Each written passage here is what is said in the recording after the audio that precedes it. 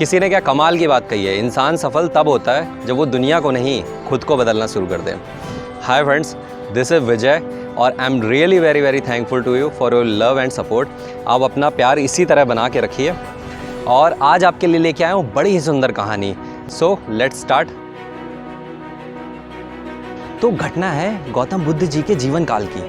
उनको 35 वर्ष की आयु में बौद्धत्व प्राप्त हुआ था और इसी ज्ञान को वो निस्वार्थ भाव से लोगों को बांटते थे। लेकिन कुछ बड़े बड़े धर्म के अनुयायियों को ये बात पसंद नहीं थी और वो बोलते थे कि ये आदमी सही नहीं है, ये लोगों को जो ज्ञान दे रहा है वो बिल्कुल सही नहीं है, ये आत्मा परमात्मा को तो मानता ही नहीं है। और इसी में एक बुजुर्ग व्यक्ति भी था, वो भी इनके बड़े खिलाफ था क्योंकि उसके बेटे बेटियां पोते पोतियां सब भगवान के रास्ते पे चल दिए और उसको ये बात बुरी लगती थी। वो ये सोचता था कि ये जो व्यक्ति है ये लोगों को धर्म के मार्ग से विचलित कर रहा है और सही रास्ता नहीं दिखा रहा है, गलत रास्ते पे चला रहा है। वो बहुत क्रोधित होता था और गजब तो तब हो गया जब उसकी स्वयं की धर्म पत्नी भी इस काम में चल दी। वो बड़ा ही क्रोधित हुआ उस दिन और उसने निश्चय किया कि इस व्यक्ति को जीने का कोई अधिकार नहीं है, इसकी मैं जान ले लूँगा और इसको मैं मृत्युदंड दूंगा। वो भाई चल दिया। बुजुर्ग व्यक्ति कुछ गुस्से से कांपे और कुछ बुढ़ापे से कांपे, तो भाई डंडा लेके चल दिया क्योंकि पिस्टल तो होती नहीं थी कि गोली मार दी जाते ही, तो डंडा लेके भाई चल दिए। वहाँ देखते क्या है, दौर पे पहुँचते हैं तो देखते हैं कि गौतम बुद्ध जी समाधि में लीन है। तो बुजुर्ग व्यक्ति धार्मिक भी था, तो उसने सोचा इस समय अगर इस व्यक्ति को मारूंगा तो मुझे बड़ा पाप लगेगा।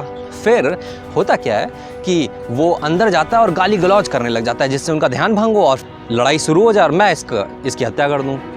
फिर जब वो गाली गलौज कर रहा होता है तो बड़ी देर तक गाली गलौज करता रहता है, बहुत उल्टा सीधा भगवान को कहता है। जब वो थोड़ा थक जाता है और ठंडा पड़ जाता है तो भगवान बोलते हैं, बाबा एक बात बताओ, जब तुम्हारे घर में कोई व्यक्ति आता है तो तुम्हारे लिए उपहार भी लाता होगा। बुजुर्ग व्यक्ति बोलता है हाँ लाता है, तो तुमसे क्या मतलब?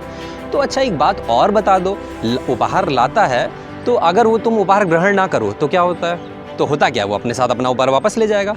तो बाबा जब आप इतनी देर से उपहार मुझे दे रहे हो, मैं उपहार ना ग्रहण करूं तो क्या होगा?